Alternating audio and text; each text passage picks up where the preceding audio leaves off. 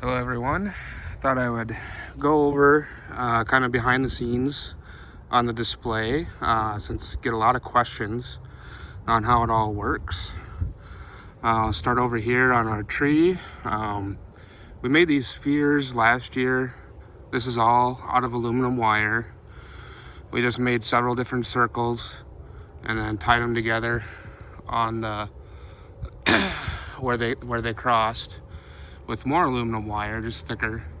And then each one's got 100 lights on there of LED lights. And then the other thing that I'll mention is we use custom extension wire. This is SPT1.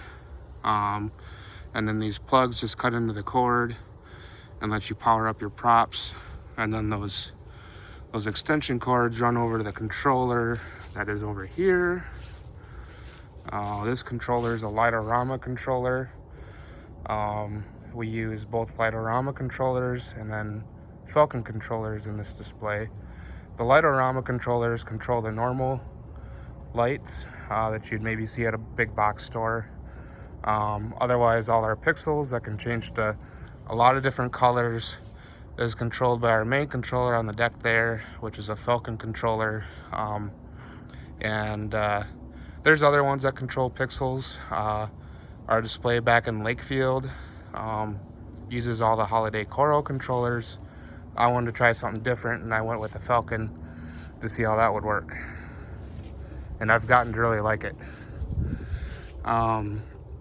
This nativity scene here is something we had last year. And we're adding more to it on the other side of the driveway that I'll get to later in the video. But this is a collection from Winfield where basically you just cut it out of wood using a jigsaw, and then it was made for old incandescent miniature lights, but I just used a larger drill bit and drilled it for all the pixels. And then as we can go in the back, you'll see that every single pixel is pushed in the back and then running off to the controllers. One important part, if I get back here, is we try to keep all the wires off the ground as much as possible.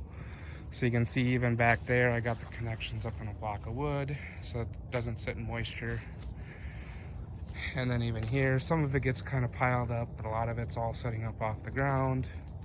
The Christmas tree here, you'll see that's up on wood, but then in the middle of the wood, there's kind of an orange stake on either side.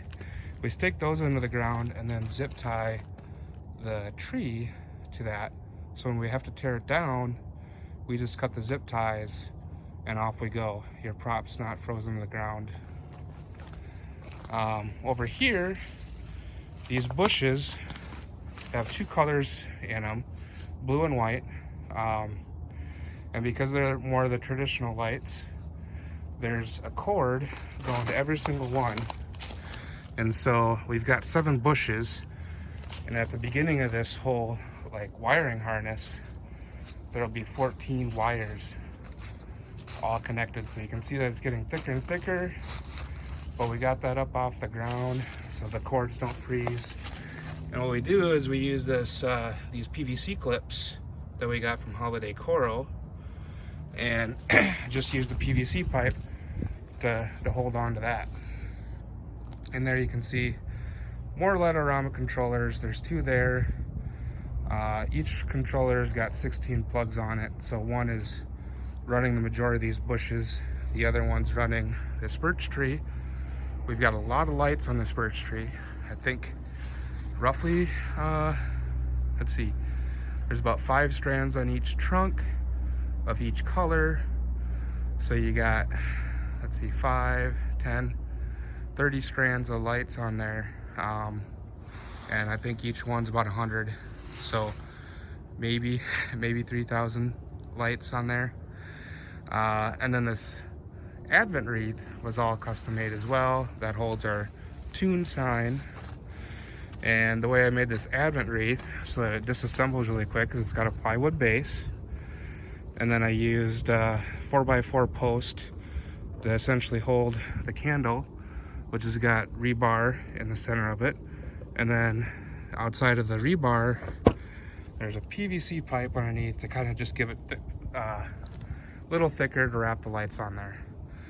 And then up on top, there's 5 incandescent lights. Those are the only incandescent lights in our display. These 5 candles probably pull, or the incandescent lights probably pull just as much power as the entire prop itself. It's just that much more power efficient to run the LED lights. But it does give you that nice soft glow. So that's why we chose incandescent for the actual flame on the candles. If we run over here, the wreaths we had last year, but we did add the garland. Each garland piece has got essentially the lights zip tied to every other branch. So we kind of like, the way this garland's made is it's just got two sides of it. And as we went to each one here, we just went on either side and zip tied it. So there's 72 lights in this garland strand. This one between the posts is a little bit longer. The rest of them are 64. Moving on is our icicle lights that you can see there. Those we got from Crockett Fantasia Lights. We really like these because they're nice long length, and then they're all uniform, which lets you kind of maybe do some of the other effects easier. There's other pixel icicle lights that are different lengths, similar like what you'd find with other icicle lights, but those maybe don't let you do some of the other effects that we'd like to do. Something else new this year is these bells. The bells, we get this material from Boscoyo Studio. They pre-drill all the holes and the shape. All we had to do is punch the lights in. And these are animated, so there's 3 different bells that'll allow us to swing, and then there's kind of a clanker in the middle. You can't really see it very well when it's not lit, but when they are lit, you definitely see the shapes. As we move on, you can see up on the deck we got a lot of boxes. This box, and then that one there, and the one way further down. All those are doing is providing power to the pixels. We run 12-volt power, and each box has got 350 watts at that 12 volts. And so you pretty much have to, about every 150 pixels or so, you have to start injecting power in there again. And so there's different ways of doing it. With these being dense, it's easier to just inject power and then run a single cable over to your lights and then start injecting power. One thing I'll say too with our icicle strands is we also mount those on PVC pipe, and those are on about 6-foot sections. And so you can see that we can easily take these up and down every year, and we just unscrew the connections, take them down, and we're good to go, and they get stored up in the garage eaves. Pretty similar is the gutter lights. Those are a little longer sections, but there's a section here, and we use J-channel to attach the front part here, and so those just hang in the gutter. Wish I had a better picture. Don't have a ladder to climb up there to show you, but there's a J-channel in the back, and then you mount the lights to this strip, and then we zip tie that strip to the J-channel, and then it's just easy hanging every section up. If we move over here, I'll show you some new props that we've got up here on the basketball pole.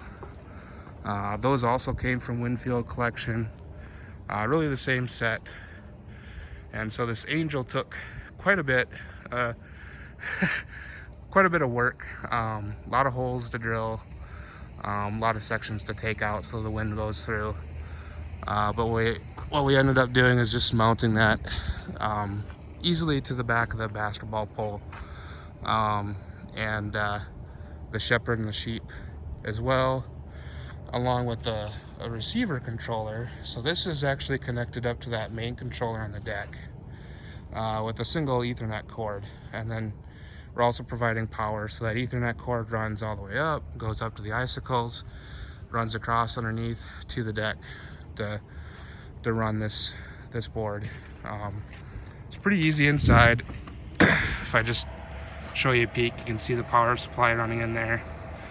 And then there's 4 outputs on each of those receivers. Then you see 8 outputs on bottom. Hopefully this gives you just a little bit of an overview and lets me document where some stuff is at. So when it comes to setup displaying or setup next year, it's maybe a little easier and I got an idea where everything's at. If you got questions, let me know.